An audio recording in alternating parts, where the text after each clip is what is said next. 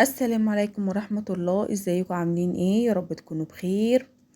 النهاردة بقى هنعمل مع بعض طاجن بامية باللحمة. حاجة كده من وصفاتنا القديمة بتاعت زمان، حاجة جميلة جدا. واعمليها بالطريقة بتاعتي كده وهتشوفي بقى طعمها عامل ازاي.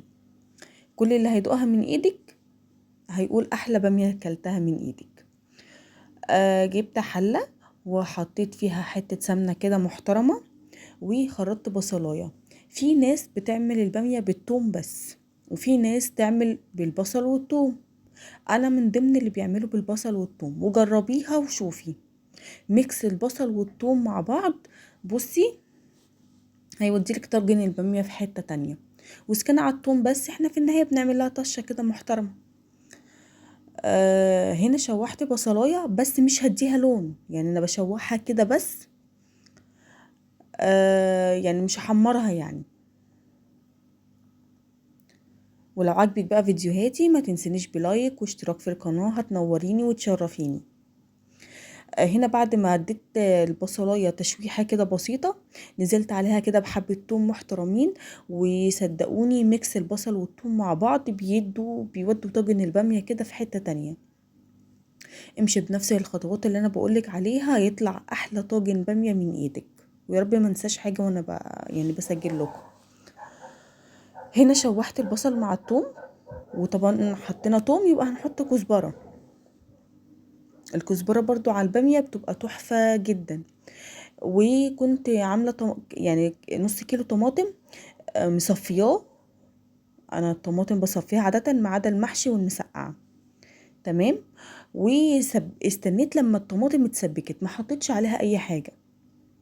تمام.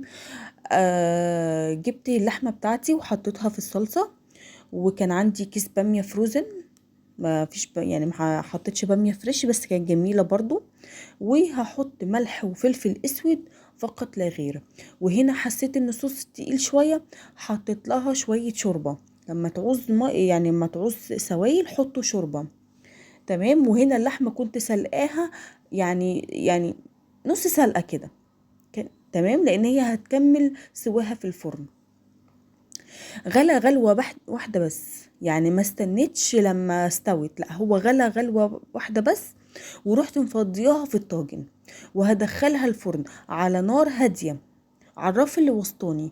تمام. بعد بقى ما دخلته على نار هادية على الرف الوسطاني، شفت كده بقى يعني استوت ولا ما استوتش بقى. وشفت الطاجن بتاعي لقيته ما شاء الله استوى.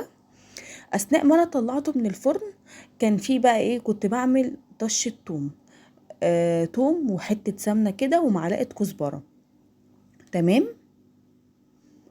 وبعد كده بقى عند التقديم، الطشة دي بتتحط عند التقديم، مش بنحطها ونركنها.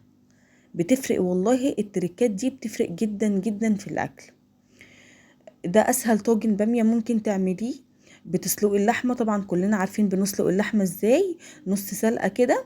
وبعد كده بتحطيها في الطاجن مع البامية بتاعتنا. شايفين الصوص يعني مش تقيل قوي، جوسي كده. والبامية طالعة شكلها تحفة. ايه رأيك بقى؟ وكنت عاملة بقى طبق بتنجان مخلل من اللي قلبك يحبه، وجنبها طبعا رز بالشعرية بتاعتنا. وده غدا يوم الجمعة. ولو عجبك الفيديو ما تنسليش بلايك.